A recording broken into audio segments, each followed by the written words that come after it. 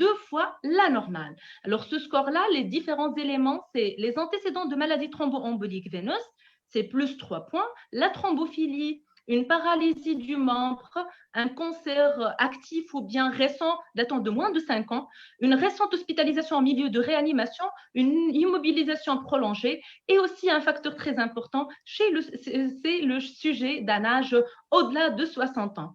Alors, un score au-delà de 4 fait d'un patient un haut risque thromboembolique veineux qui justifie la prescription d'une dose de 10 mg de rivaroxaban de façon prolongée de 35 jours selon cette étude-là. Alors après, pour encore mieux affiner le profil patient, il faut supprimer les patients à haut risque hémorragique. Et là, les patients à haut risque hémorragique, ce sont les patients qui ont un cancer actif aussi, qui prenaient une double antiagrégation plaquettaire, qui avaient des bronchiectasies ou bien des cavitations pulmonaires, qui avaient un ulcère gastro-duodénal datant de moins de 3 mois, qui avaient aussi un saignement récent datant de moins de 3 mois. Alors, en affinant le profil patient avec des patients à haut risque thromboembolique, comme je l'ai dit, en supprimant les patients à haut risque hémorragique, dans cette étude-là, dans ce sous-groupe-là de Magellan, on gagnait de façon significative sur le risque thromboembolique veineux avec un sur-risque qui n'est pas très important de saignement majeur. Alors après, il y a aussi l'étude marinaire et c'est un profil qui justifie aussi la prolongation du traitement AOD chez les patients médicaux. Donc, le critère de jugement, c'est la maladie thromboembolique veineuse symptomatique ou le décès par maladie thromboembolique veineuse. Et là aussi, ce sont des patients qui ont bénéficié de la rivaroxaban à 10 mg si on a une clairance au-delà de 50 ml par minute jusqu'à 45 jours. Et la dose a été adaptée chez les patients insuffisants rénaux qui avaient une clairance entre 30 et 49 millilitres par minute avec une dose de 7,5 mg par jour pour une durée aussi de 45 jours. Et là, vous voyez que le profil patient ici, c'était des patients qui ont été hospitalisés pour une durée entre 3 et 10 jours et qui avaient un score Improve VTE qu'on a déjà détaillé au-delà de 4 ou bien un score modifié, c'est-à-dire un score supérieur à 2 avec un taux de dédimère supérieur à 2 fois la normale. Les critères d'exclusion aussi, ce qui va justifier et nous conforter dans la prescription de la rivaroxaban à la dose de 10 mg, c'est l'absence de saignement dans les 3 mois, c'est l'absence d'un traumatisme majeur dans le mois précédent, l'histoire d'un AVC hémorragique et la nécessité, bien entendu, d'un traitement anticoagulant à dose curative. Et donc là, vous voyez avec l'étude marinaire, il y avait un gain en matière de maladie thromboembolique veineuse, mais sans pour autant atteindre la significativité. Mais après, les études affinées avec une sous-population, avec un critère de jugement composite, maladie thromboembolique veineuse symptomatique, infarctus du myocarde, AVC non hémorragique, un décès de cause cardiovasculaire. Vous voyez que ces facteurs-là, les infarctus, les accidents vasculaires cérébraux, les décès de cause cardiovasculaire ont été aussi décrits à l'ère de la COVID-19 actuellement. Et vous voyez qu'il y avait un gain chez les patients marinaires avec la dose de rivaroxaban prolongée de 45 jours à la dose de 10 mg, avec une différence qui était statistiquement significative, sans pour autant avoir un surcroît d'événements hémorragiques. Et donc là, rivaroxaban à 10 mg, il a fait son entrée, il a été approuvé par la FDA chez les patients médicaux jusqu'à une durée de 40 jours à la dose de 10 mg en dehors des contre-indications, bien entendu. Et vous voyez que les patients à haut risque, c'est le score Improve VTE ou bien Improve VTE modifié avec des dédimères au-delà de 2, mais aussi des sujets qui avaient des facteurs additionnels de risque thromboembolique dans l'étude Magellan. Et c'était l'âge au-delà de 75 ans. Il y avait aussi l'obésité. Donc, il faut bien sélectionner le patient, le bon profil de patient. Et là, c'est un profil de patient qui a été adopté, comme vous voyez ici, par le Forum anticoagulation concernant l'anticoagulation chez les patients chez qui on va prolonger et qui ont été infectés par la COVID-19. Donc oui, extrapoler les résultats en l'absence d'études randomisées chez les patients infectés par la COVID, ça a été adopté par certaines sociétés. Alors, pour faire simple, si on pense à prolonger le traitement par les AOD, par la rivaroxaban à 10 mg, bien choisir le patient. Au tout début, il faut bien entendu exclure les patients à haut risque hémorragique. Les patients à haut risque hémorragique qui ont un cancer actif qui risque de saigner, qui prennent une double antiagrégation plaquettaire à l'admission et qui nécessitent le maintien de la double antiagrégation plaquettaire. Les patients qui ont des cavitations pulmonaires, les patients qui ont un ulcère gastro-duodénal, les patients qui ont un saignement récent inférieur à 3 mois, mais aussi les patients chez qui on peut calculer le score Improve Bleed Risk, et vous voyez les différents facteurs qui est au-delà de 7. Alors, si on n'a pas un risque hémorragique qui est très important, il faut choisir le patient qui a un risque thromboembolique élevé. Et là, c'est la population Magellan, c'est la population aussi marinaire. Ce sont les patients qui ont un score Improve VTE qui est au-delà de 4 ou bien un score modifié au-delà de 2 avec des dédimères au-delà de 2 fois la normale, ou bien des facteurs de risque surajoutés. Et là, essentiellement, j'ai souligné l'âge élevé, mais aussi l'obésité associée, l'obésité morbide avec un IMC au-delà de 35. Alors, et vous voyez, dans le consensus du VAS, ça a été mis en exergue, mais aussi avec les différentes sociétés, la société de thrombose, dans le chest et tout, il y avait la place à la thrombophylaxie prolongée après la sortie du patient par les AOD, et ce qui est disponible en Europe, mais aussi en Tunisie, et qui a eu l'approbation de la FDA, c'est le rivaroxaban à la dose de 10 mg jusqu'à 40 jours après la sortie. Alors, est-ce que c'est applicable, cette dose-là de 10 mg chez les patients obèses? C'est une aussi question qu'on se pose parce qu'on a dit qu'il y en a un surrisque chez les patients Covid et essentiellement obèses. Donc là, il n'y a pas vraiment d'études, mais en voyant bien la population Magellan et marinaire, vous voyez que dans la population Magellan, il y avait quand même 15%, quel que soit le sous-groupe d'études, 15% des patients qui avaient un BMI au-delà de 35 kg par mètre carré, c'est-à-dire des patients qui avaient une obésité morbide, et c'était toujours le rivaroxaban à la dose de 10 mg par jour. Pour marinaire aussi, il y avait un poids moyen de 80 kg, un BMI moyen de 29 kg par mètre carré, et donc vous voyez qu'il y avait quand même des patients obèses et qui ont eu tous des doses de 10 mg de rivaroxaban, et dans marinaire, une adaptation si on a une insuffisance rénale à la dose de 7,5 mg par jour. Alors, est-ce qu'il y en a des études en cours? Oui, pour les patients spécifiquement infectés par la COVID, c'est en phase de recrutement et on va attendre les résultats pour avancer encore et répondre de façon formelle à ces questions-là. Alors, les AOD chez les patients COVID-19 ambulatoires, et là, je sais que c'est une question qu'on se pose tous. Pourquoi les AOD chez les patients ambulatoires? Parce qu'on l'a dit, les AOD, ça ne nécessite pas de surveillance biologique particulière. Les AOD, ça a montré un bon profil de sécurité et ça protège en termes d'événements thromboemboliques. Donc, pourquoi pas les AOD chez les patients ambulatoires? Alors, les AOD chez les patients COVID-19 ambulatoires, c'est-à-dire traités à domicile, qui ne présentent pas de forme nécessitant l'oxygénothérapie, il n'y a pas vraiment de réponse claire. Et on a plusieurs études qui sont en train d'être menées et dont sûrement qui vont nous éclairer, c'est ça l'avantage du Covid, ce qui a été bien souligné par l'Institut national de la santé, que aussi bien anticoagulants, mais aussi antiplaquettaires, ne doivent pas être initiés pour la prévention des événements thromboemboliques veineux ou bien des thromboses artérielles chez les patients qui n'ont pas d'indication, sauf s'ils participaient à une étude clinique. Et donc là, c'est très important qu'il n'y a pas vraiment de protection inhérente. Il ne faut pas penser à donner de l'aspirine ou bien un AOD pour prévenir les événements thromboemboliques de façon générale. Alors, en affinant encore plus la recherche pour la place, pour voir si on a vraiment une place à la prévention primaire chez les patients ambulatoires.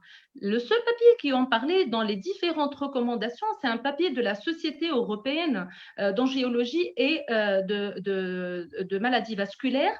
Ça a été publié, comme je l'ai dit, tout récemment. Et la place, il y en a une place aux AOD avec une dose de rivaroxaban de 10 mg chez les patients vasculaires. Qu'est-ce que c'est que les patients à haut risque les patients vasculaires sont des patients à haut risque cardiovasculaire ou présentant des pathologies vasculaires, à savoir une artériopathie ou bien une thrombose artérielle, même une ischémie mésentérique dans les antécédents, un AVC ischémique, une sténose carotidienne, une maladie coronarienne, une maladie des antécédents de maladie thromboembolique veineuse, les patients obèses avec un indice de masse corporelle au-delà de 30 kg par mètre carré, les patients diabétiques aussi ou bien hypertendus. Mais doit s'y ajouter à ça un risque thromboembolique qui est majoré. Et le risque thromboembolique majoré, c'est en fait toujours le score IMPROVE VTE. Et là, bien entendu, chez les patients qui ont un score élevé, c'est-à-dire les patients vasculaires à haut risque cardiovasculaire, avec un score IMPROVE VTE qui était important, et comme on l'a dit, important, c'est au-delà de 4 ou bien un modifié au-delà de 2 avec des dédimères au-delà de 2 fois la normale. Le score VTE, c'est les antécédents de maladies thromboemboliques veineuses, c'est la thrombophilie, c'est le cancer, c'est l'âge au-delà de 60 ans. Chez ces patients-là, était justifié de donner le rivaroxaban à dose de 10 mg pour prévenir les événements thromboemboliques veineux chez les COVID-19 ambulatoires. Alors, en conclusion, AOD au lieu des AVK chez les patients ambulatoires, oui, il faut penser aux AOD, à switcher vers les AOD chez les patients COVID-19 en ambulatoire, puisque c'est plus facile à gérer. Il n'y a pas d'interaction médicamenteuse. Chez les patients hospitalisés, toujours l'héparine, pensez à switcher vers l'héparine. Pensez aux AOD, par contre, lors de la sortie des patients pour l'extension de la thromboprophylaxie 35 à 40 jours, mais essentiellement chez les patients à haut risque thromboembolique, c'est la population de patients des études de Magellan et des études Mariner qui ont un score IMPROVE VTE au-delà de 4 ou bien au-delà de 2 avec des dédimères au-delà de 2 fois la normale, des patients qui sont obèses. Les AOD chez les patients ambulatoires, c'est toujours les patients à haut risque cardiovasculaire et thromboembolique. Attention toujours aux contre-indications et on attend les résultats des études randomisées pour encore avancer dans la gestion des COVID-19 ambulatoires. Et je vous remercie pour votre attention.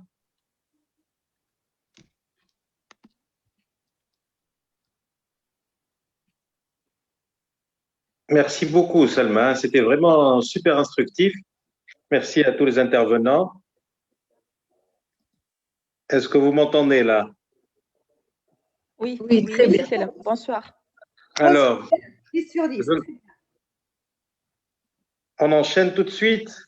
Oui. Rania. Oui. Rania, tu es prête? On enchaîne tout de suite avec toi, Rania. Oui, est-ce que vous voyez mon écran, Cicel? Bonsoir. Tout à fait. Bonsoir. Oui, bonsoir à tous. Alors, moi, je suis un peu émue parce que je vois que ce soir, on est réunis plus que 280 médecins à assister à cet événement. Et merci pour tous qui sont présents ce soir avec nous. Je vais remercier Madame Fatma Boujilben, cardiologue de Libre Pratique, parce que c'était son choix, le choix de ce sujet ce soir, c'était le choix de Madame Fatma. C'est elle qui a proposé de traiter ce thème. Alors, je vais sortir un peu du cadre des études randomisées, des consensus et des guidelines pour jeter un coup d'œil un peu de ce qui se passe de notre côté, nous en Tunisie, et de parler un peu de notre expérience tunisienne, en particulier pour les patients qui sont gérés en ambulatoire. Donc, je vais rapporter les résultats préliminaires d'une enquête qu'on a réalisée à Sfax. C'est l'étude de Tunakov. Je remercie ma chère amie Jihen Jdidi, qui est professeure agrégée en médecine préventive. Elle m'a accompagnée dans donc la préparation de cette présentation. Donc là, je ne reviens pas sur tout ce que mes amis avaient dit, que l'anticoagulation chez les patients hospitalisés, elle est obligatoire et que maintenant, il y a une question par rapport aux sujets qui sont traités en ambulatoire. C'est un peu controversé. Est-ce qu'on agit en excès ou bien on sera un peu réticent parce qu'on n'a pas de base evidence medicine, on n'a pas de consensus, on n'a pas de recommandation. De toute façon, je pense que Dr Msaad a bien parlé du risque de complications thromboemboliques dans cette population. C'est un risque qui n'est pas très élevé, donc, dans les différentes études, c'est entre 0 et 3%. Donc, c'est très important de stratifier cette population. En général, la stratification, elle est purement clinique, puisque en général, on ne demande pas de dédimère. La question des HBPM, on sait la difficulté d'administration, la nécessité de pays, le coût qui revient plus cher que les AOD. Mais de l'autre côté, on a un problème avec les AOD parce qu'on n'a pas encore d'AMM, on n'a pas d'études randomisées. Les publications qui existent maintenant sont toutes des publications timides. Donc, pourquoi on avait fait cette étude et on a commencé cette étude? Parce que Sfax est maintenant un épicentre de la COVID-19. On a plus que 18% des infections par ce virus dans notre pays.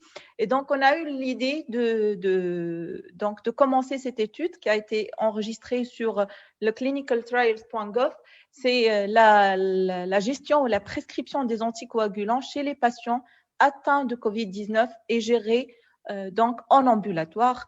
C'est un survey qui a été mené par 4 services, le service de cardiologie, le service de médecine préventive, le service des urgences et le service de pneumologie sous la direction de la direction régionale de la santé de Sfax.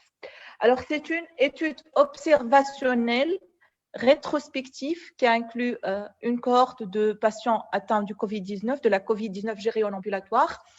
Ça touche aussi bien le secteur privé que le secteur public.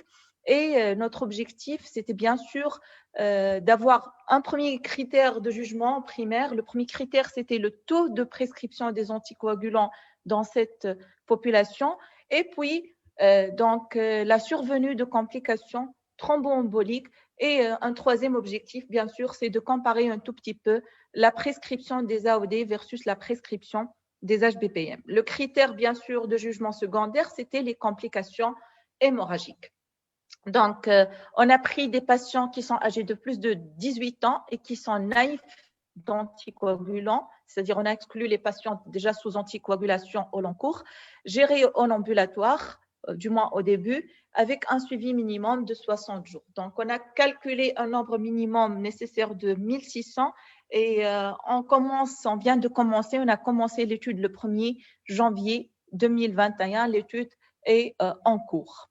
Donc, on n'a pas inclus, comme je viens de dire, les patients sous traitement anticoagulant au long cours, les patients qui ont nécessité l'hospitalisation d'emblée et les patients qui ont refusé de donner leur consentement. Donc, la définition des différentes formes, donc on s'est basé sur les recommandations ou le papier de l'INEAS et nous avons considéré qu'en patient à haut risque ou nécessitant l'anticoagulation, c'est les patients soit de forme modérée, soit asymptomatiques, avec soit des antécédents de complications thromboemboliques ou de thrombophilie, un cancer actif, la prise de contraceptifs, et je vais insister sur ce point, les sujets obèses avec une IMC supérieure à 35, les sujets alités, grossesse en cours, chirurgie récente, moins de 1 mois, et dédimère supérieur à 2 fois si jamais le patient avait bénéficié d'un dosage de dédimère. Alors, on a commencé le 1er janvier, déjà, on est à 1039 patients. Je remercie énormément tous les attachés, les résidents, les seniors qui ont travaillé dans cette étude. Et quand vous voyez, on a un âge moyen de 40 ans, donc une prédominance féminine. Et quand vous voyez, la prescription ou bien la prise en charge de ces malades était assurée dans la plupart des cas par des médecins généralistes, que ce soit du secteur privé ou du secteur de la santé publique. Alors, quand vous voyez, les antécédents médicaux n'étaient pas chargés parce qu'en fait, ce sont des patients gérés en ambulatoire, donc n'étaient pas très tarés. Quand vous voyez une prévalence de l'HTA de 11%, du diabète de 7%, un tabagisme de 19%, parce que c'est surtout des sujets jeunes. Et quand vous voyez, il y avait une prédominance des formes légères. Alors, le dosage de dédimère, tout à l'heure, vous avez parlé du dosage de dédimère, ça a été fait dans notre étude chez 82 patients, soit 7%. Et ce qui était un peu étonnant, c'est que presque la moitié de ces patients avaient un chiffre qui est supérieur à 1000. Donc, je pense, chez ces patients, on a demandé les dédimères parce que on a donc eu un doute sur une complication thromboembolique et c'est pourquoi ce seuil il est élevé. Donc, je pense que déjà, un premier message, si on a vraiment un doute, n'hésitez pas à demander le chiffre de D-dimer parce qu'on sait déjà qu'un chiffre qui est supérieur à 2 fois la normale, donc dans certaines études, ça témoigne d'un surrisque de complications thromboemboliques. Alors, en utilisant les critères déjà prédéfinis, nous avons trouvé que 23% de notre population est considérée à haut risque donc thromboembolique et la prescription de traitement anticoagulant dans notre étude était de 24%, répartie de cette façon, 19% en OAD et 81% en HBPM. Là, j'ouvre la parenthèse pour dire que cette étude, maintenant, on a inclus des patients qui ont été traités pendant le mois de septembre et le mois d'octobre. Donc, on a exigé un suivi de 2 mois. Et donc, peut-être maintenant, les choses ont beaucoup changé. Je pense que la prescription d'AOD a augmenté ces derniers jours. Alors, là, tout à l'heure, professeur Abid a parlé de la prescription de l'aspégique ou de l'acide salicylique pour les patients avec COVID-19 pour la première fois. Eh bien, oui, on était un peu étonnés parce qu'on a trouvé que dans 10% des cas, il y a eu une prescription de l'aspégique pour la première fois dans notre population. Alors de point de vue sous-prescription ou surprescription. Donc, pour la surprescription, il y avait une surprescription de 16% chez les patients à faible risque. Par contre, il y a eu une sous-prescription des anticoagulants chez les patients considérés à haut risque. Pourquoi? C'était surtout à cause des patients obèses. Je pense qu'il y a un manque de prescription des anticoagulants chez les patients obèses. Chez les patients sous anti-agrégants, mais là, je pense que c'est expliqué à cause du risque hémorragique, donc on est un peu réticent. Mais surtout, j'insiste sur les contraceptifs. Je pense qu'il y a un manque donc peut-être on n'interroge pas très bien les patientes, les femmes en âge de procréation. Il y a quand même une bonne partie des femmes en âge de procréation qui sont sous contraceptifs et qui sont considérées en tant que haut risque donc de complications thromboemboliques. Alors, comme vous voyez, 65% des sujets obèses ne prenaient pas des anticoagulants.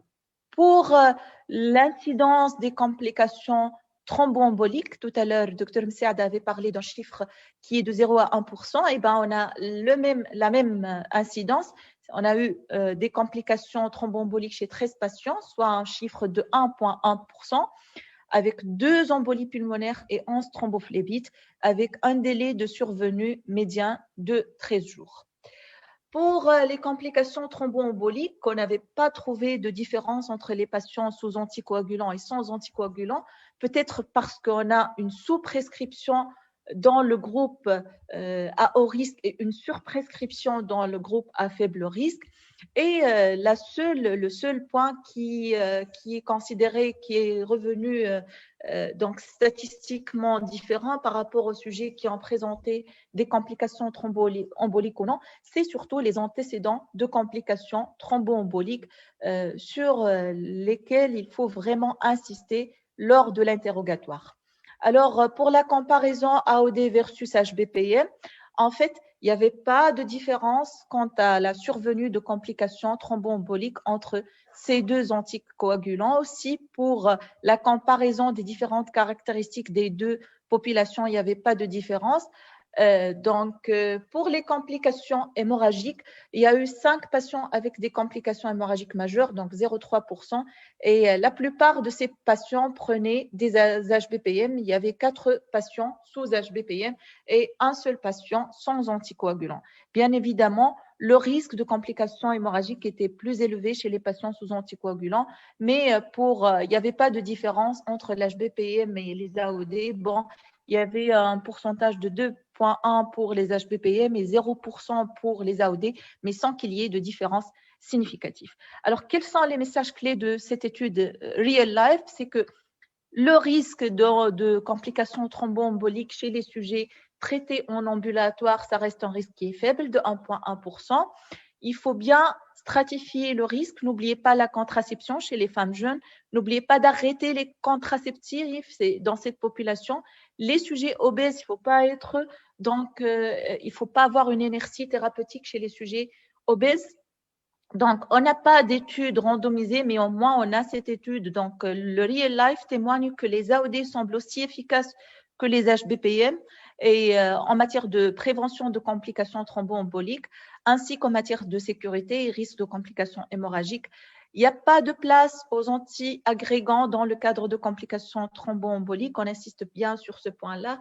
En attendant, donc, les études randomisées, je pense déjà que le Real Life est bien rassurant. Je vous remercie. Merci beaucoup, Dr Hamimi. Merci à toutes les 4 oratrices. C'était vraiment des messages, je pense, c'était clair.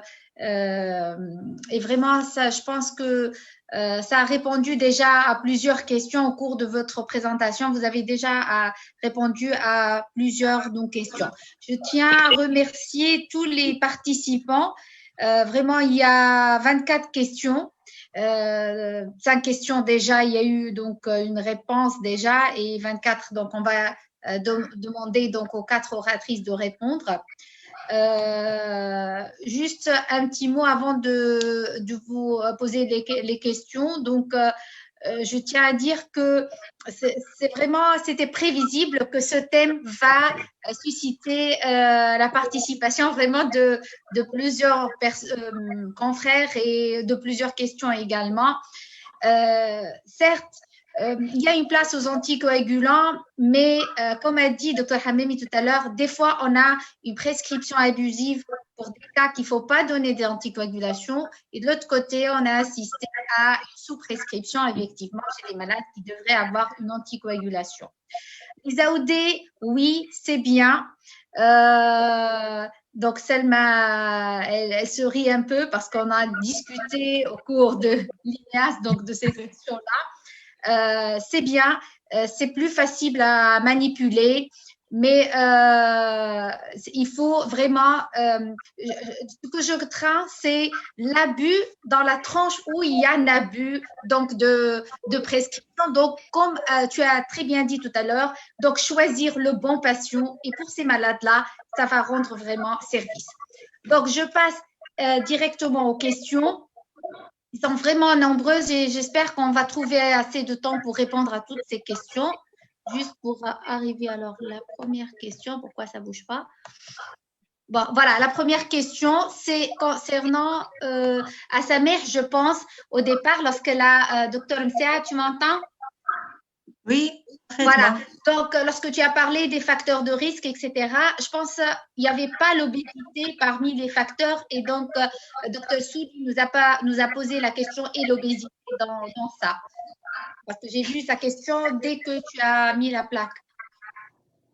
Écoutez, les études jusque-là publiées concernant les facteurs de risque, dans la grande majorité des cas, elles se sont concentrées sur la sévérité de la maladie. C'est ça, le seul facteur qui est sorti comme étant un facteur de risque thromboembolique certain chez le Covid positif, c'est la sévérité de la maladie.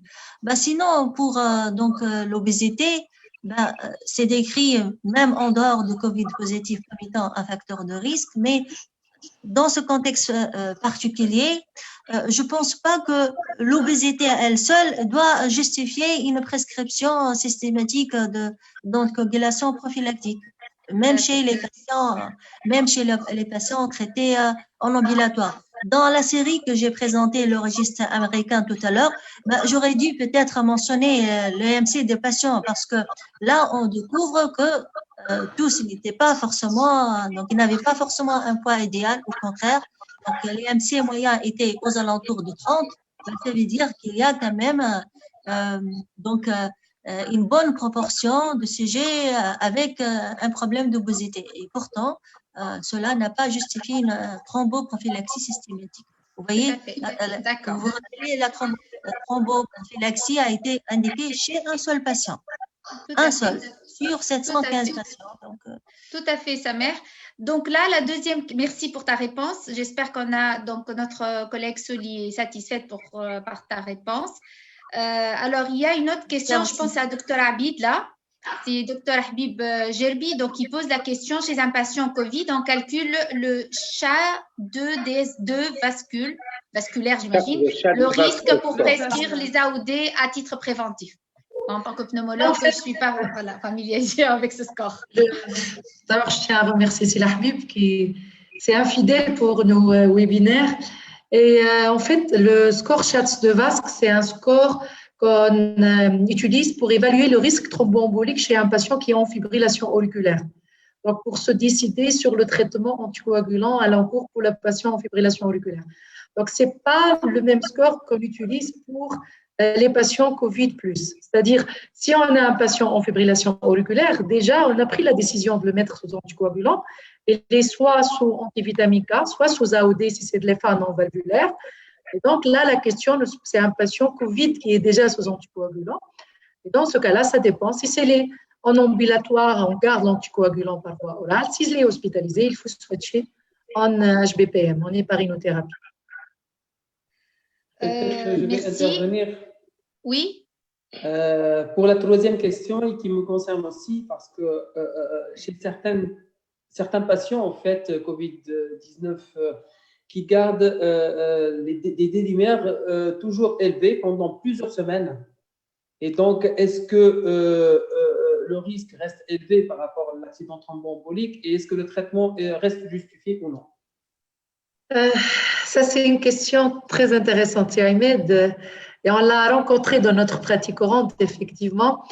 En fait, si on regarde la littérature, on n'a pas d'études qui le disent à partir d'un certain seuil, il faut garder le traitement anticoagulant ou il faut demander les dédimères pour le suivi des patients sous traitement anticoagulant. Honnêtement, comme je l'ai dit, il faut garder le bon sens clinique.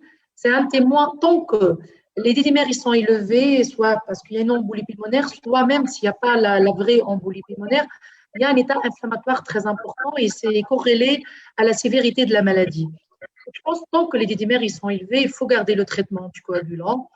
Et après, bien sûr, pour moi, il faut demander des dédimères de contrôle. Pour moi, arriver à un taux inférieur à 2 fois la normale. Parce qu'à partir de 2 fois la normale, déjà, le patient il est classé à un risque thromboembolique élevé. Merci. Alors, il y a une autre question. Est-ce que vous pensez qu'on peut extrapoler les résultats des études faites sur les patients médicaux pour les patients Covid? Là, je pense que tu as répondu, oui. Dr Habib, donc, puisqu'on n'a pas d'études… Docteur Mahalej, oui? Ce qui est important, c'est que c'est une question justement très, très importante qui vient d'être posée.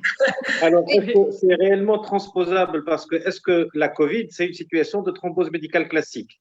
Si on va raisonner, je vais jouer au Raoult, si on va raisonner en fait tel qu'on le fait classiquement, nous anticoagulons les AFA sur un SHATS-VASC score, par exemple, de façon systématique, on les met sous AVK à partir d'un score supérieur ou égal à 2. Alors, ça correspond à un risque de 2% d'accident vasculaire à 1 an. Nous anticoagulons les cancers de façon systématique parce qu'ils ont un risque de thrombose veineuse profonde de 0,5% annuellement et de 4 à 9% durant la durée de vie d'un cancéreux. Donc, vous imaginez quand sa mère nous dit qu'il y a 1% de thrombose et quand Dr Hamem nous dit qu'il y a 1,1% de thrombose, c'est un chiffre qui est supérieur au cancer qu'on est en train d'anticoaguler de façon systématique et qui est une situation qui est quand même reconnue. C'est un chiffre qui est également supérieur aux situations qu'on anticoagule de façon chronique. Quelqu'un qui fait une thrombose veineuse profonde et qui fait une embolie pulmonaire, on l'anticoagule pendant 6 mois à 1 an, alors que le risque de récidive est de 1%. Donc réellement, nous sommes devant un dilemme. Nous avons des malades qui thrombosent de l'ordre de 1% s'ils sont à risque faible, de l'ordre de 20% quand ils sont hospitalisés, mais il va falloir chercher de façon systématique la thrombose, et de 30 à 50% chez les malades qui sont hospitalisés en réanimation. C'est vrai que ça dépend du risque de la maladie, mais le risque absolu de la maladie est supérieur au cancer, est supérieur également à la thrombose veineuse profonde classique. Donc cela dit que nous avons beaucoup de fibrinogènes pour fabriquer du thrombus. Nous avons l'endothélium qui est brûlé, qui est là, l'endothélite qui va protéger contre le thrombus. Nous avons beaucoup d'endothélite qui est sécrété, qui va faire du thrombus. Et nous avons l'inflammation qui va terminer la triade de Virchow. Et nos amis et pneumologues le savent actuellement et nous l'ont dit.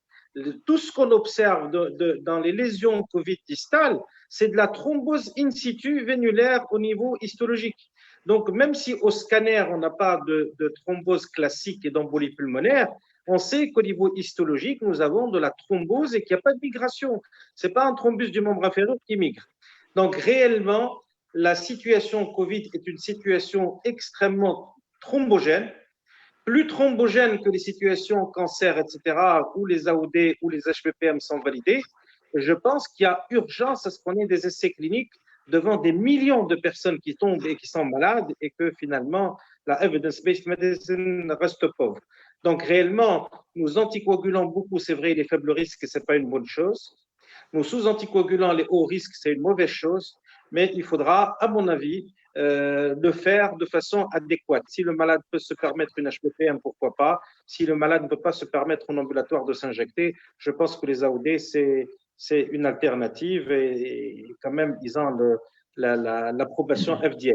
L'INEAS tunisienne ne reconnaît pas, malheureusement, nos guidelines, ça n'a pas été dit dans les recommandations, ne reconnaît pas les AOD, sauf dans des situations exceptionnelles, mais en pratique, je vois beaucoup de mes amis pneumos qui le prescrivent et qui le mettent. Je ne sais pas si vous en faites partie d'ailleurs, Dr. Mahal.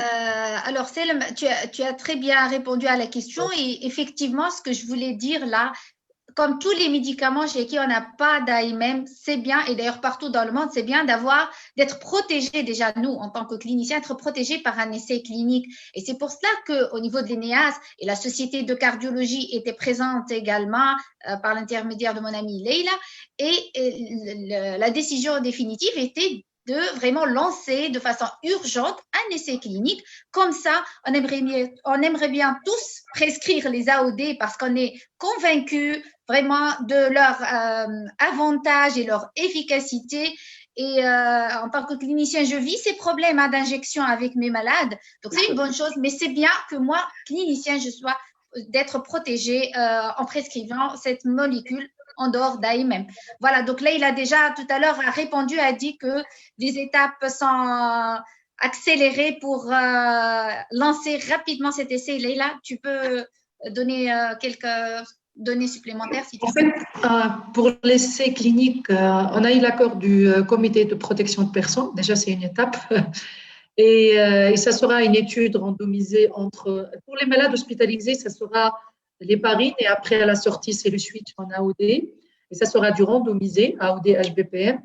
Et pour les patients ambulatoires, ça sera de l'AOD versus HBPM pour les patients à risque thromboembolique. Et donc, la prochaine étape, c'est l'accord de la DPM qui normalement ne va pas tarder. Parce qu'on va avoir cette étude-là pour être protégé en prescrivant ces AOD puisqu'on n'a pas encore malheureusement l'AMM en Tunisie. Mais on est tous conscients du besoin de prescrire ces AOD chez nos patients. Tout à fait. Je pense, je vais céder la parole à Dr. Mahaloul, comme ça, il va poursuivre les questions. Oui, une parmi les questions qui étaient posées, c'est par rapport à la femme enceinte. Je dirais au 3e trimestre. Ça n'a pas été cité dans les interventions. Et donc, à vous la parole. Par rapport à l'indication de traitement anticoagulant et surtout la durée. En fait, n'a pas été cité par manque d'études chez la femme enceinte. C'est ça le problème, parce que la femme enceinte, elle est toujours exclue des études, mais ce qui est certain que pas de place aux anticoagulants oraux directs, c'est chez la femme enceinte.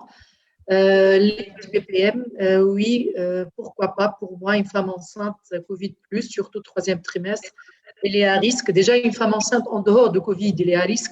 Donc oui, mais c'est les HBPM et pas d'anticoagulants directs.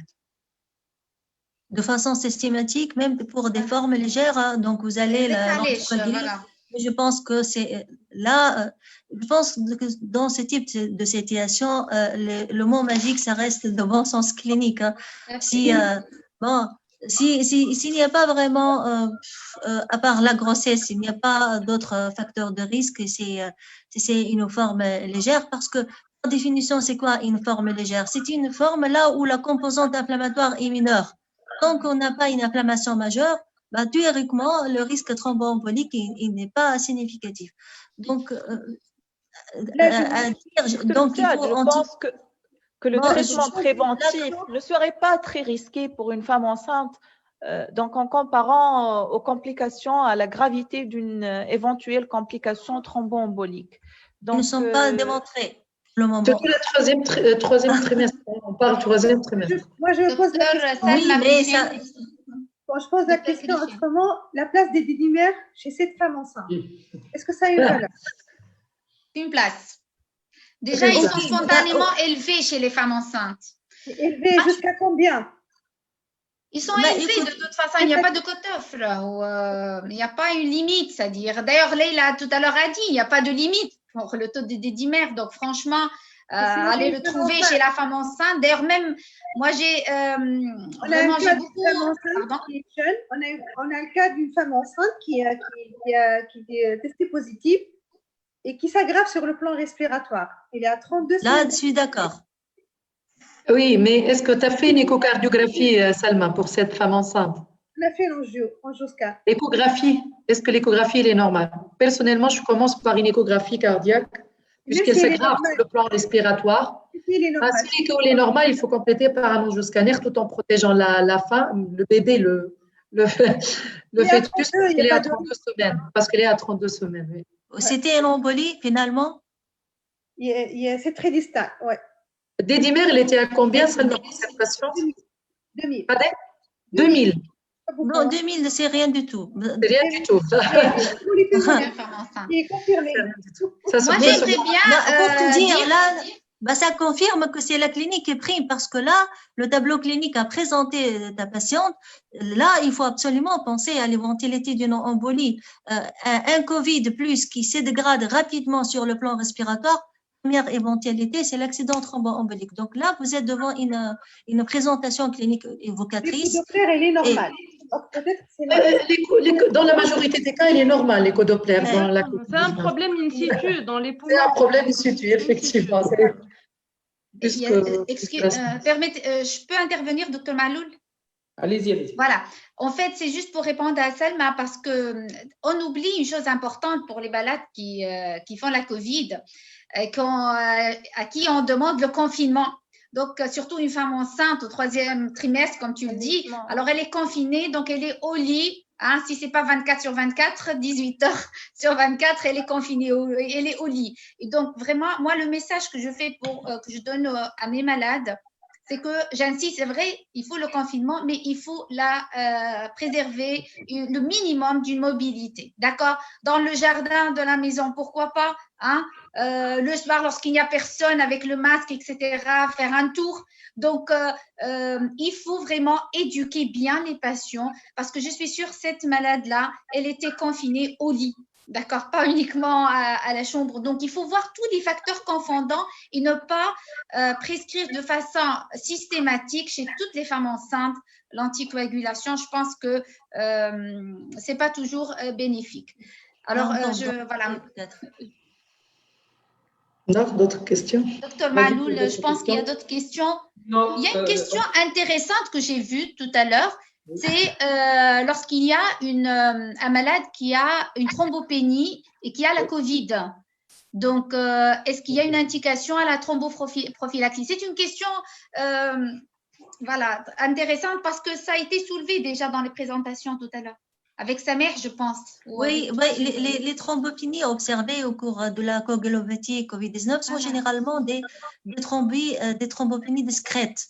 C'est vraiment rare d'avoir des thrombopénies majeures comme dans le cas de la CVD. Généralement, c'est entre 100 000 et 150 000 et c'est encore plus rare d'avoir des thrombopénies à moins de 100 000. Donc, d'ailleurs, c'est fluctuant, Sameha. Les premiers jours, elles sont fluctuantes. Donc, tu as des chiffres qui descendent, puis s'élèvent un peu, puis redescendent.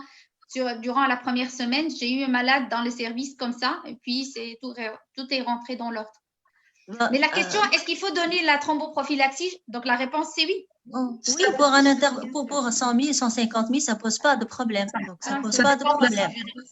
Ça dépend de la sévérité de la thrombopénie. Parce que là, si on a une thrombopénie inférieure à 50 000, bien sûr, c'est contre-indiqué. Mais c'est vraiment rare de voir des thrombopénies aussi sévères. Ça, c'est vraiment les formes graves, ça terminal. Est-ce qu'il faut se méfier concernant la prescription des AOD? Alors, si je peux intervenir. Pour les thrombopéniques, est-ce qu'il faut se méfier concernant la prescription des AOD, vu le risque hémorragique?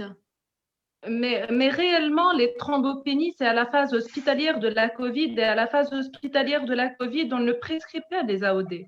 C'est l'héparine généralement, chez les patients hospitalisés. De façon générale, non, ce n'est pas en hospitalisation, mais chez un malade de thrombopénique, oui. Même à domicile, est-ce que faut éviter? Faut-il se méfier? Oui, sauf si on a une thrombopénie sévère, là, il faut bien entendu faire attention, mais sinon, chez les patients, il n'y a pas vraiment de contre-indication en particulière chez les patients thrombopéniques.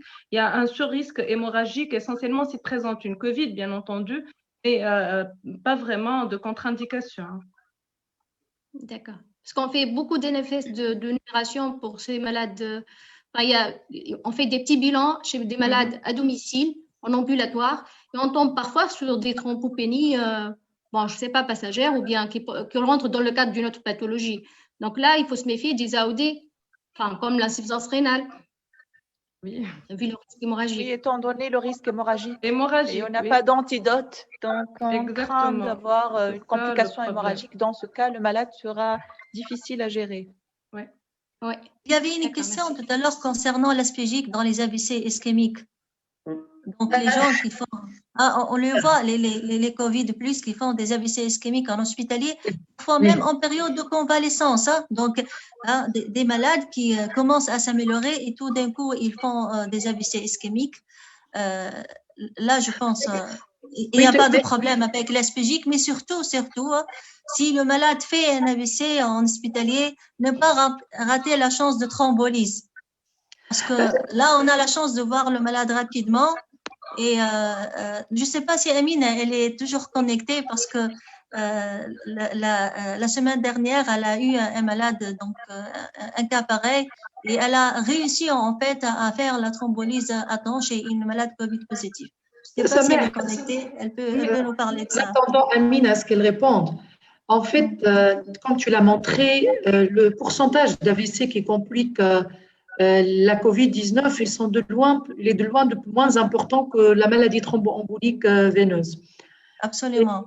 Voilà. Et là, comme je l'ai dit, c'est-à-dire parce qu'on a vu un abus de prescription de l'aspégique, même chez des jeunes qui n'ont aucun facteur de risque d'athérothrombose artérielle, parce que là, il y a deux problèmes. Il y a l'athérothrombose, donc c'est artériel, c'est l'AVC, c'est l'IDM.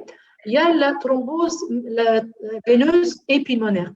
Donc, pour les patients déjà qui sont sous aspégique, on va garder l'aspégique, parce qu'on pense aspégique pour prévenir le risque d'AVC et d'IDM. Mais bon, pour les patients déjà qui sont à risque, supposons, généralement, si c'est un patient, il est à risque de faire l'AVC ou l'IDM ou l'atteinte coronaire, il est déjà sous aspégique. Donc, on va le trouver sous aspégique. Il n'y a aucune raison de mettre de l'aspégique chez un patient qui n'est pas à risque. Absolument. Et je ne sais pas pour le cas d'Amine, est-ce que c'est de l'AVC embolique, purement embolique, ou c'est de l'athérothrombotique? Je ne sais pas, est-ce que c'est un sujet âgé, à risque d'athérosclérose? Je ne sais pas, la clinique. Si Amine, elle est connectée pourtant, elle peut intervenir à tout moment. Peut-être ils n'ont pas donné. Est-ce qu'ils peuvent intervenir? Pas la main, si elle lève la main, on peut lui céder la parole. Sinon, docteur Abid, je vois qu'on a des questions quand même assez intéressantes par rapport aux AOD chez les patients hémodialysés et aussi chez les patients sous double anti-agrégation plaquettaire. Y a-t-il vraiment une place aux AOD? Donc là, chez les patients dialysés, non, il ne faut pas donner les AOD. Il y a même un consensus récemment publié chez les patients hémodialysés qui présentent la COVID, même si on va les mettre sous HBPM, c'est à dose assez faible, puisqu'il y a le risque de thrombopathie, un risque hémorragique associé qui est accru, d'autant plus qu'au cours de la dialyse, ils bénéficient de l'héparine. Donc, il faut faire attention chez ces patients-là qui sont quand même assez fragiles avec un risque hémorragique élevé. Et puis après, avec la double anti-agrégation plaquettaire, surtout chez les sujets âgés, il faut aussi faire attention. Et je l'ai bien montré dans le sous-groupe Magellan, ils ont exclu les patients qui prenaient une double anti-agrégation plaquettaire de l'étude pour montrer plus de bénéfices.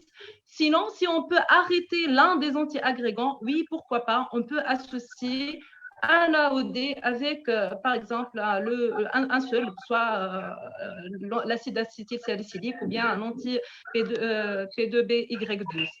Donc là, Tout à fait. Même en dehors de la COVID, il faut éviter la trithérapie antithrombotique AOD avec la bithérapie antiagrégante plaquettaire, et les AOD n'ont qu'une place chez les patients dialysés. Là, c'est clair, quel que soit. Il y a d'autres questions, je pense, ce que vous êtes en train de… Est-ce qu'il faut adapter la dose à l'IMC pour les AOD, Leïla? Il y a une question là. Alors, moi, j'ai essayé de voir un tout petit peu les études et franchement, il n'y a pas d'études propres aux patients infectés Covid. Avec la rivaroxaban, c'était une extrapolation des données des études Magellan et de l'étude Mariner. Et là, la dose utilisée, quel que soit l'IMC, chez ces patients-là, était la dose de 10 mg par jour. Adaptation chez les patients qui ont une insuffisance rénale, chez les patients Mariner, à une dose de 7,5 mg. Alors, est-ce qu'on a le droit, oui ou non, d'augmenter les doses?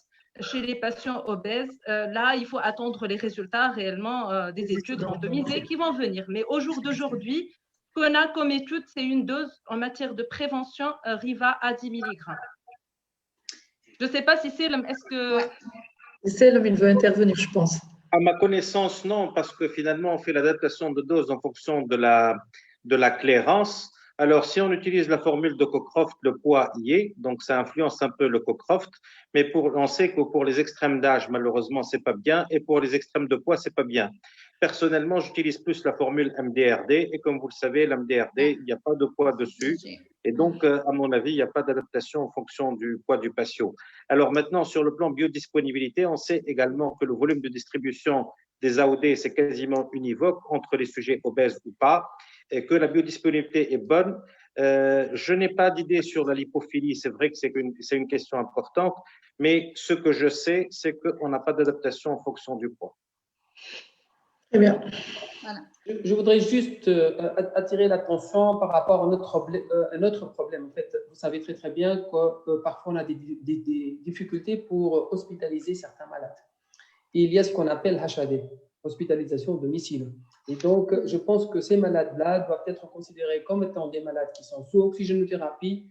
Et donc, ils vont avoir un protocole qui répond aux malades hospitalisés dans une structure sanitaire. Donc, ça, c'est la première chose. Sinon, il y a des questions flash et je vais peut-être profiter par rapport à ce cas clinique, patient de 80 ans, coronarien, sous aspégique et pudogrel, Covid+, sous ADO. Est-ce que c'est l'indication aux AOD ou HBP? Et est-ce qu'il y a un risque hémorragique? C'est un 80 ans. Il est où le cas clinique? Je l'ai vu, il a 80 ans sous bithérapie antiplaquettaire.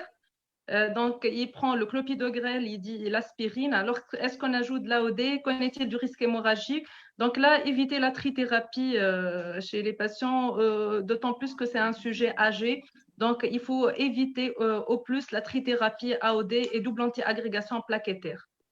Mais si jamais il fait une forme sévère, ce malade, et qu'il est hospitalisé pour… Ah là, c'est l'héparine associée. C'est l'héparine, hein, parce que l'héparine, on peut gérer les complications hémorragiques. C'est une demi-vie courte, c'est une gestion quand même assez facile et on est en milieu hospitalier, on peut le surveiller correctement. Mais en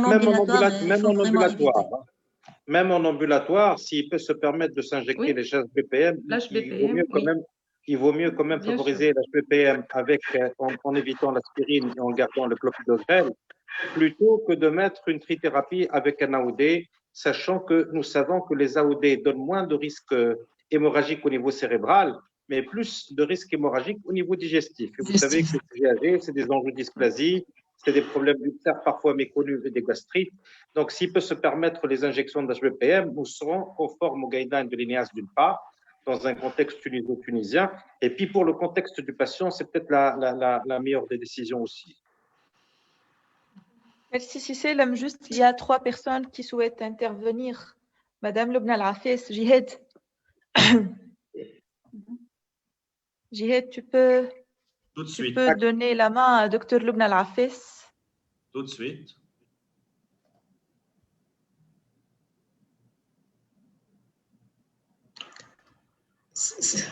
Sinon, en attendant, il y a une question.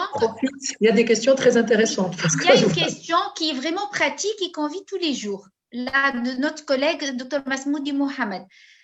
C'est un patient. Bon, il ne rapporte pas l'âge ici parce que l'âge c'est important. Donc, un patient obèse, d'IMC à 33, il est en prédiabète, il a une anosmie. Il pose la question, est-ce que je l'anticoagule ou pas? Vraiment, c'est la question classique là. Bon. Oui, l'anosmie déjà le PCR confirmé, positif. Hein? Non, a priori, oui. C'est quelqu'un qui est confirmé. Il faut mais confirmer. il a comme facteur de risque uniquement l'IMC à 33. Il est obèse. Et c'est ça, il est obèse. Bon, il n'y a pas l'âge. Un seul facteur de risque. Donc, est-ce qu'il est anticoagule ou pas? Moi, personnellement, je ne l'anticoagule pas. Moi, personnellement. Sauf si c'est un sujet âgé. Bon, je ne sais pas, mes amis cardiologues…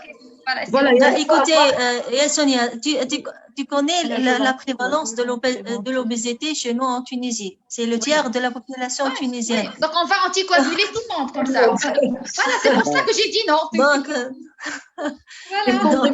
le tiers des femmes tunisiennes… J'ai insisté à poser cette question parce que je vois ces malades après à l'hôpital des fois ou même… C'est-à-dire, il y a une prescription abusive, c'est ça, c'est les cas dont je voulais parler tout à l'heure de prescription, d'un abus de prescription. Alors, moi, je voudrais revenir encore une fois au registre américain parce que de point de vue EMC, je pense qu'on n'est pas très loin des Américains. Donc, nous, on commence à avoir les premiers rangs à l'échelle internationale de point de vue obésité, bien sûr. Mais pour l'obésité, on est au même rang que les Américains, voire même avant. Donc, vous avez bien constaté que dans le registre, chez les ambulatoires, on ne met pas de thromboprophylaxie systématique. Donc, c'est pas… Donc, Docteur Maal, ce qui est important, c'est de rappeler les cut-offs aussi, parce que pour la question, il faudra que notre réponse soit claire. Oui. Dans les guidelines INEAS, à partir d'un IMC à 40, qu'on considère que cette obésité est vraiment… Et c'est Dr Maal parce qu'il a changé à 40. Il faut connaître le chiffre parce que 33. Alors, si on prend des guidelines, la plupart des guidelines de par le monde, les gens, ils descendent jusqu'à 35, mais pas 33. Les Belges, ils arrivent. Généralement, c'est une association de facteurs de risque. Il faut voir, c'est vraiment tout un contexte. Moi, je pense que le bon sens clinique dont on a parlé tout à l'heure est vraiment primordial dans la prescription des anticoagulants. Mais je ne sais pas si notre collègue est prête pour la question. Lobna. dans ce cas, vous allez…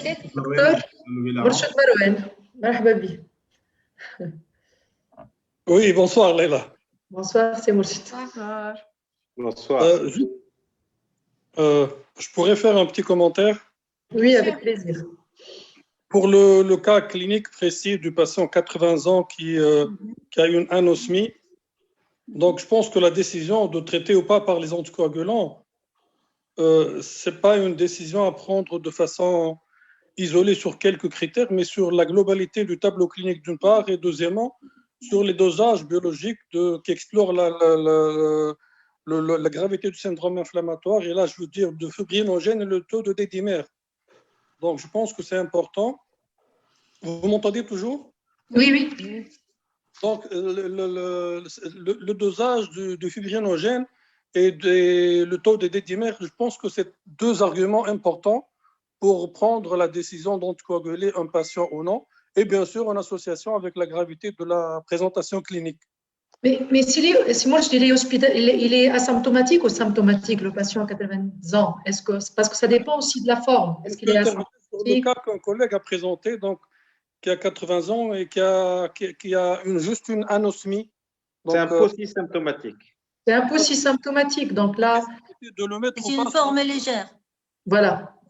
C'est une forme légère. Donc elle est… Honnêtement, on ne va pas demander les D-dimères et le fibrinogène pour tout le monde en ambulatoire. On va pas. Là, voilà. C'est un patient un peu délicat, donc il est âgé. Et donc pour l'anticoaguler directement sur un tableau qui n'est pas grave, c'est vraiment à discuter. Si on veut vraiment être être plus prudent, il faudrait doser pour pouvoir le mettre ou pas. Parce qu'à cet âge-là, ce n'est pas évident de mettre les malades sous anticoagulants. C'est le même problème qui revient. Le problème de DMR, sa place dans le diagnostic, c'est ça le problème. Ça reste toujours débattu en fait. Déjà, le cut-off, ce n'est pas le cut-off chez un sujet jeune, c'est un cut-off de 800 minimum. Et déjà, certainement, plus le taux de DDMR il est élevé, plus le patient il est à haut risque, et le risque de forme sévère. Mais malheureusement, il n'y a pas de cut-off qui nous indique de mettre le patient sous anticoagulant, à part si on regarde le score. Avec d'autres facteurs, on trouve le 2 fois normal des DDMR. Mais c'est avec d'autres facteurs. Leïla, il y a une question qui est intéressante que je la vois dans la rubrique conversation et non pas question et réponse, mais que je vois que c'est important. C'est notre collègue Dr Ben Saad. Elle pose la question quand débuter une anticoagulation, mais surtout chez un patient Covid, est-ce qu'il y a un rapport entre le pourcentage de l'atteinte pulmonaire et le début de l'anticoagulation qu'on peut adopter? C'est une question importante. Est-ce qu'il y a donc une corrélation? Est-ce qu'une des indications du traitement anticoagulant, c'est l'étendue des lésions pulmonaires? Là, je reviens sur cette question parce qu'on a discuté surtout, nous, dans le guide de gériatrie, par exemple. Et vraiment, tenir compte que de l'étendue, c'est pas logique. Il faut voir l'étendue avec son retentissement en termes d'hypoxémie et pas uniquement l'étendue. Généralement, il y a une corrélation étroite entre les deux. Si l'atteinte dépasse les 50%, c'est que c'est des malades qui vont être hypoxiques, fortement hypoxiques. Il y a une corrélation en pratique, on le voit. Maintenant, il ne faut pas se baser uniquement sur l'étendue des lésions. Je ne sais pas, Samer, qu'est-ce que tu en penses, Dr Mseat? Oui, je suis tout à fait d'accord parce que même dans les recommandations jusque-là publiées, la pneumonie Covid en elle-même, elle n'est pas considérée comme étant un critère de sévérité, même si en objectif de verre de police sur le scanner, quelle que soit son étendue et qui n'a pas de retentissement clinique, c'est pas un critère de sévérité. Reste à savoir que ce verre dépoli, il est en fait les synonymes d'une inflammation intra-alvéolaire in situ, et que cette inflammation intra-alvéolaire peut être à l'origine d'une endotélite localisée. Donc là, on peut se poser la question, est-ce qu'on est devant un risque majoré de micro-angiopathie pulmonaire qui peut parfois se compliquer donc elle peut aboutir à des complications graves. En fait, c'est un peu difficile de répondre là. Je sais pas. D'où l'intérêt, peut-être, comme l'article que j'ai montré tout à l'heure, peut-être aussi de demander les dédimères, ça va nous aider parce qu'il y a une stratification de risque selon le taux de dédimères, fibrinogénitaux et l'étendue de l'atteinte pulmonaire. Donc, peut-être la conjonction de plusieurs données vont nous permettre de mieux stratifier le risque de ces patients. Oui, il y a une étude chinoise qui a proposé la combinaison des DMR avec le score CURB pour l'évaluation de la gravité de la pneumonie.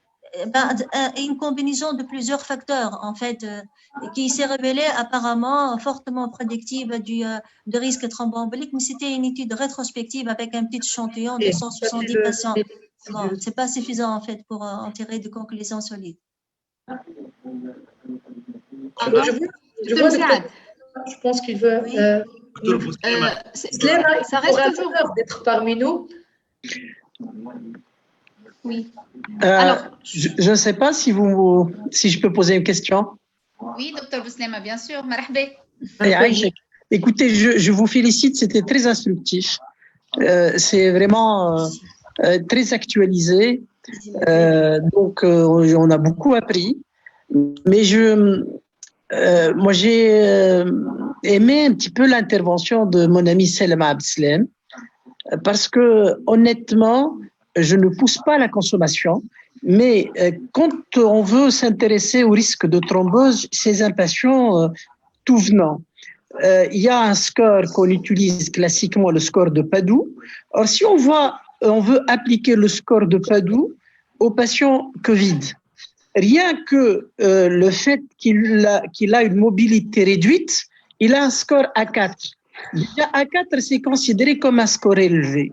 Si on rajoute le sepsis, on sait très bien que l'infection majeure, et ça, je dis l'infection tout venant, encore plus avec cette bestiole, où on n'a jamais vu un risque thrombogène aussi élevé. Les cathéters thrombeuses, les ECMO thrombeuses. Et donc, si on rajoute le sepsis et on rajoute le surpoids, plus les anomalies de la coagulation, il est déjà à 9. Donc, le risque est très, très, très élevé. Sans pousser à la consommation, moi, je pense que la constellation de tous ces facteurs de risque fait que on a plus à gagner à anticoaguler que, d'autant plus que c'est quand même ponctuel, puisque c'est contextuel et c'est pas le problème d'un traitement anticoagulant au long cours. Et donc, le bénéfice est de loin supérieur au risque, premièrement. Deuxièmement, on ne peut pas, parce que si on se dit « Ah non, il aurait fallu anticoaguler », on risque d'arriver après la bataille, parce que les choses vont aller trop rapidement. Et donc, je reviens sur cette notion où le risque est relativement faible, il doit être nuancé, parce que c'est la spécificité justement de cette infection qui fait que moi, en termes de surpoids, je n'hésite pas à anticoaguler, même si les patients sont en ambulatoire. Et à la limite, un traitement anticoagulant à dose préventive, quel est le risque en l'absence de contre-indication, moyennant une surveillance, notamment des plaquettes, parce que là aussi, les thrombopénies induites par l'héparine, chez les patients Covid, statistiquement, sont beaucoup plus importants que chez les patients qui sont sous traitement anticoagulant. Donc, moyennant une surveillance, sans pousser à la consommation et à la surprescription, j'aurais plus tendance à m'aligner à l'approche de mon ami Selma Abdeslam, où il y a quand même pas lieu de sous-estimer ce risque, loin de là. Je ne sais pas si j'ai pu un petit peu donner mon avis sur ce sujet. Merci, c'est Kamel. C'est moi qui vous remercie. 1% de risque de thrombose dans l'absolu, ce n'est pas rien du tout. C'est vrai que devant des millions, ça fait beaucoup de prescriptions, c'est Kamel, c'est vrai. Bien sûr. En termes de coût, c'est probablement quelque chose à considérer, mais en réalité, 1% comparé au cancer, comparé aux autres situations cliniques, c'est un chiffre quand même élevé. Et comme vous l'avez très très bien signalé, c'est pendant les 2 semaines ou les 3 semaines qu'il faudra anticoaguler. Ce n'est pas un risque sur l'année, ce n'est pas un risque sur les années ou sur les mois. Donc, c'est bien résumé. Bien sûr, parce que la question de voir bénéfice-risque, c'est dans le traitement anticoagulant au long cours. C'est là où les enjeux, c'est très, très important. Et c'est là où on est obligé d'avoir des facteurs prédictifs de récidive et utiliser des scores pour voir est-ce que le score thrombotique l'emporte ou non sur le score hémorragique. Mais alors, on est dans une situation aiguë où, de toutes les façons, il y a un cap à passer et on a pratiquement, sans évidemment plaider pour anticoaguler tout le monde, mais quand il y a un surrisque, et en l'occurrence le surpoids, moi, je n'ai pas tendance à hésiter, honnêtement. C'est du ponctuel, c'est du contextuel, c'est 2 semaines, c'est maximum 4 semaines de traitement. Voilà. C'est juste pour nuancer un peu le traitement en cas de surpoids. Et par contre, si j'ose quand même révéler un des secrets qu'on est en train de faire avec Sifozia Haddad et avec certains de nos amis également de première ligne, nous sommes en train d'étudier la fonction endothéliale chez les patients post-Covid. Parce que vous le savez, nous observons quand même beaucoup de gens avec des douleurs thoraciques, avec des palpitations, avec des céphalées qui persistent et avec une dyspnée qu'on n'arrive pas toujours à expliquer. Et nous avons essayé d'étudier la fonction endothéliale. Nous ne sommes pas à une grande série, 40 patients, mais on a trouvé que finalement 70% des patients à 1 mois du Covid continuent à avoir une dysfonction endothéliale sévère. Oui. Et quand je dis sévère, ils ont des scores parfois à 0 de réactivité post-ischémique. C'est vraiment du jamais vu. En pathologie cardiovasculaire, nous n'avons jamais vu un taux aussi élevé. Ça confirme un peu les comorbidités. Les patients les plus fragiles, c'est les patients qui ont déjà un endothélium malade. C'est les diabétiques, les sujets âgés, le surpoids, et donc c'est le dénominateur commun. Voilà. C'est pour cette raison que le Covid aime les cardiovasculaires plus que les malades pulmonaires. Ils sont beaucoup plus présents chez nous, les malades cardiovasculaires, que les BPCO, les asthmatiques, par exemple. Ouais. Merci. Une question qui s'est répétée par rapport le vaisselle pour les varices des membres inférieurs, infection Covid+, est-ce qu'on le met sous RIBA pour arrêter le vaisselle? Salma, elle est là ou je réponds? Oui, je suis là, mais pour le vaisselle, est-ce qu'il y a une protection chez les patients? Est-ce qu'on prescrit le vaisselle pour protéger les patients qui ont des varices pendant la COVID-19? Il n'y en a pas vraiment d'études, et puis ça a été bien démontré par les différents intervenants qu'il n'y a pas vraiment un problème de thrombose veineuse périphérique, beaucoup plus un problème pulmonaire, in situ, des microthrombie, des embolies pulmonaires. Et donc là, il faut agir sur l'état prothrombotique, sur la cascade de coagulation, sur tout ceci, non sur le local, les varices des membres inférieurs. Donc, parler d'anticoagulation, de prévention thromboembolique pendant la Covid, c'est un chapitre qu'il faut gérer avec les traitements anticoagulants. D'autres questions? J'invite les orateurs si vous pouvez faire un petit balayage sur les différentes questions. Comme ça, s'il y a des questions on n'a pas pu répondre, on essaie. Questions, ouais. Les modérateurs, il y a une question posée par le Dr Hacheichi, je pense, pratique courante.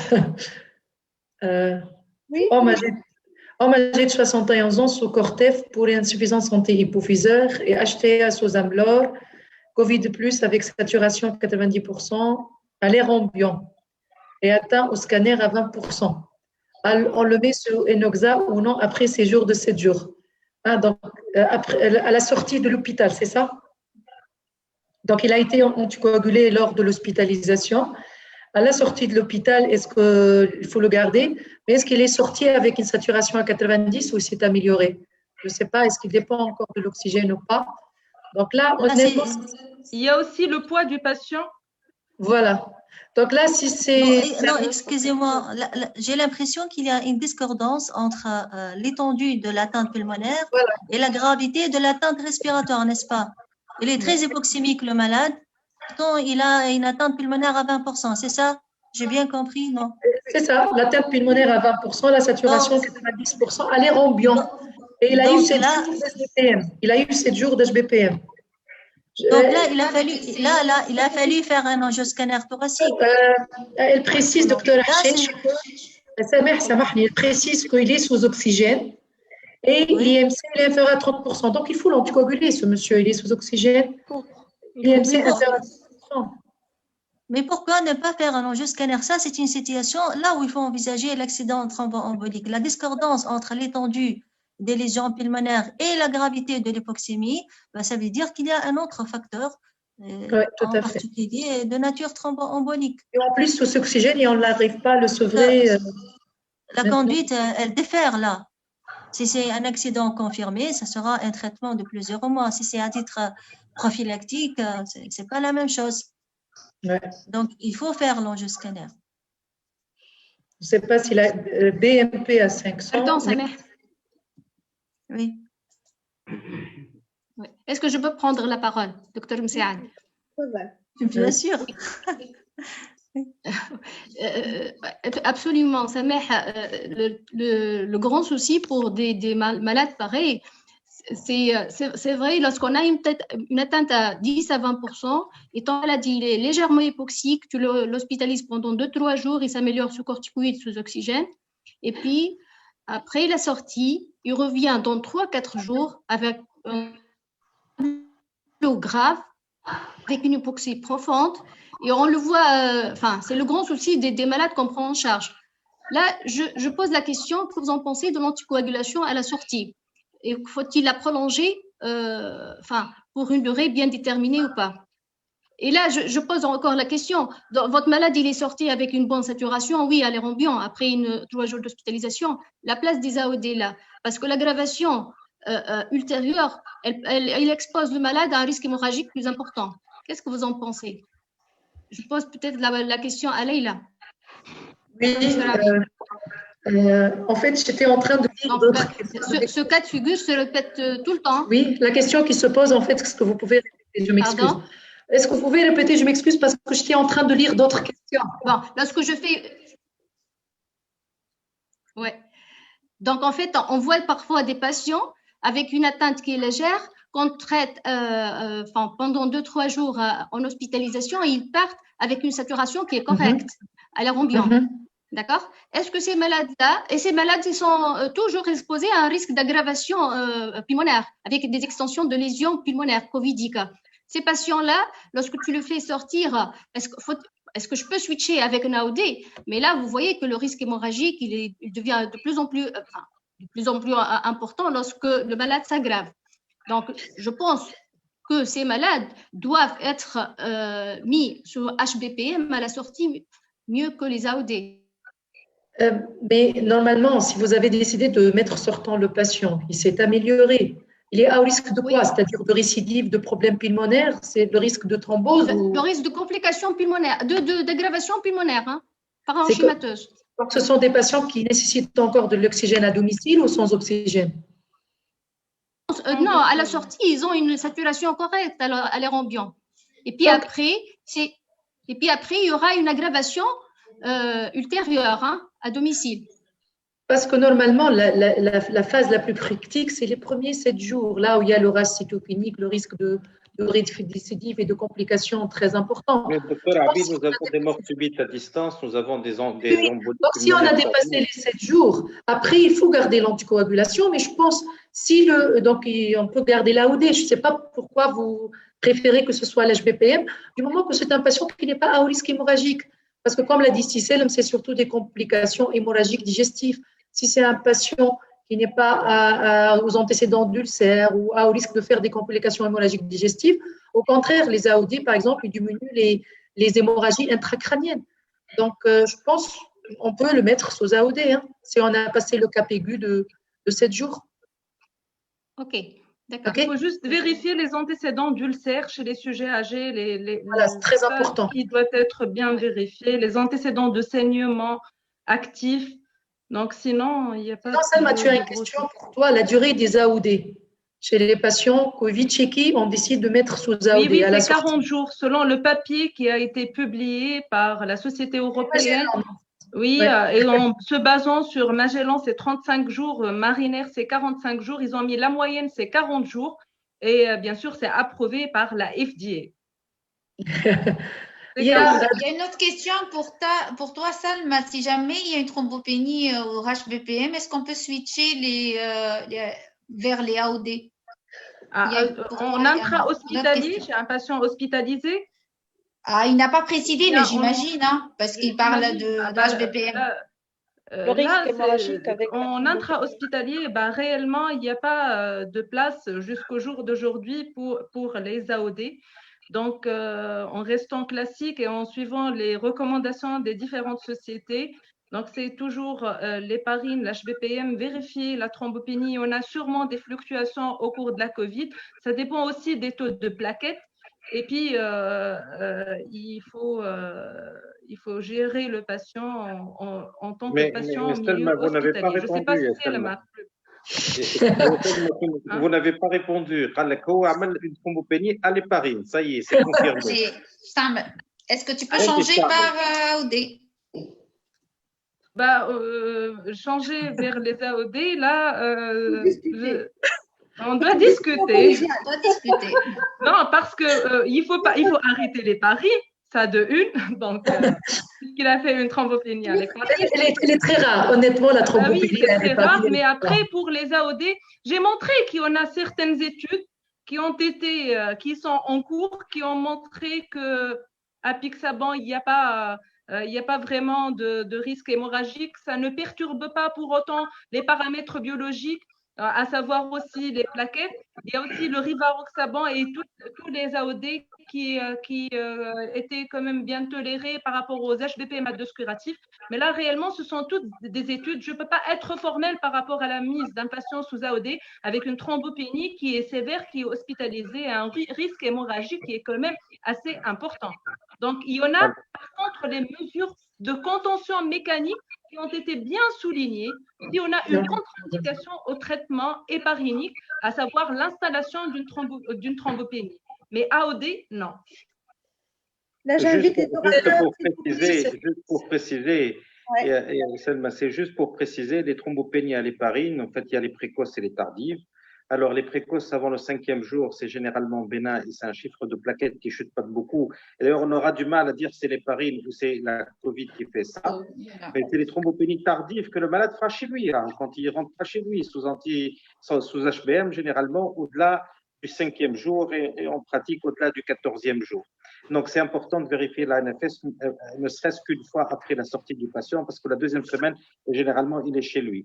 Alors, quand il s'agit d'injections et qu'on tient aux injections, malheureusement, le seul salut, c'est d'avoir l'organon qu'on n'a pas en Tunisie et il faudra l'avoir sur un appel d'offres spécial, etc. Mais la deuxième, ce qu'on fait en pratique, c'est de mettre rapidement les antivitamines K chez les patients qui ont une thrombopénie à l'héparine de façon à les anticoaguler. Maintenant, on n'a pas l'habitude de mettre les AOD. C'est vrai que ça donne exceptionnellement de la thrombopénie. Le mécanisme n'est pas du tout le même. C'est des anticoagulants directs qui n'ont pas d'interaction avec le facteur 5, la proaccélérine. Mais en pratique, ce n'est pas ce qu'on fait. On ne met pas d'AOD quand les malades font une thrombopénie à l'héparine. Et puis, la thrombopénie à l'héparine, ce n'est pas le risque hémorragique qui compte, c'est un risque thrombotique supplémentaire. Les malades qui font une thrombopénie tardive à l'héparine, c'est les malades qui vont faire le plus d'embolie pulmonaire et d'ischémie artérielle également. Donc, c'est plus un risque thrombotique, la thrombopénie à l'héparine, qu'un risque hémorragique, comme on a tendance justement à le dire. Donc, il faudra anticoaguler de façon énergique. Et ce qu'on fait, c'est essentiellement l'organon, quand on arrive à l'avoir rapidement. Le Fondaparinux, c'est une contre-indication. Au début, on pensait que c'était une indication. Maintenant, on sait que le Fondaparinux donne autant de thrombopénie à l'héparine, donc ce n'est pas du tout la bonne indication. Ce qui reste, c'est les antivitamines K. Oui, peut-être Salma, avant de te donner le mot de la fin, j'aimerais bien souhaiter la bienvenue à notre maître professeur Essia Bourzela, qui est en train de nous suivre et partager avec nous ce webinaire. Donc nous sommes honorés par sa présence. Elle a juste mis un commentaire qu'il y a une petite confusion entre l'embolie pulmonaire et la thrombose intrapulmonaire. Il vaut mieux parler de thrombose intrapulmonaire plutôt qu'embolie pulmonaire qui est la plus fréquente, nous sommes d'accord. Parce qu'il n'y a pas d'embolie, parce que c'est une thrombose qui est fabriquée localement. Voilà. Il n'y a pas de migration d'embole. Tout à fait d'accord. Désolée, je suis obligée de clôturer cette session parce que là… Merci, Madame la Présidente, pour la question. Je pense que ça va devenir interminable. C'est un sujet extraordinaire, c'est un sujet d'actualité. Certainement, il y a trop de choses à dire encore et encore. Peut-être on aura l'occasion de se réunir encore une autre fois pour en parler. Je remercie tous les orateurs, mon ami Selem Abdeslam, professeur Sonia Maalej, merci beaucoup d'accepter d'animer cette séance. Un plaisir. Mon ami Ahmed Maloul, merci beaucoup. Merci aux 4 oratrices, excellentes oratrices, un niveau scientifique extraordinaire. Et puis, je remercie également les laboratoires Philadelphia qui, de toute façon, Salma Sharafuddin, elle les a bien salués sans exposer. Madame la Présidente, la prochaine fois, trouvez un orateur masculin, ne serait-ce qu'un seul, s'il vous plaît. Le laboratoire Philadelphia pour ce sponsoring. Et puis, à la prochaine fois. C'est très, très intéressant. C'est un sujet vraiment d'actualité. C'est dommage. À contre-cœur, moi, je vais fermer, je clôture. Mais à la prochaine fois. Merci, Selem. Peut-être la prochaine fois, si Selem va nous présenter les résultats du post-Covid, l'étude de la fonction endothéliale, avec le Dr Adès. Salut. Au revoir tout le monde. Bonsoir à tout le monde. Merci beaucoup. Au revoir.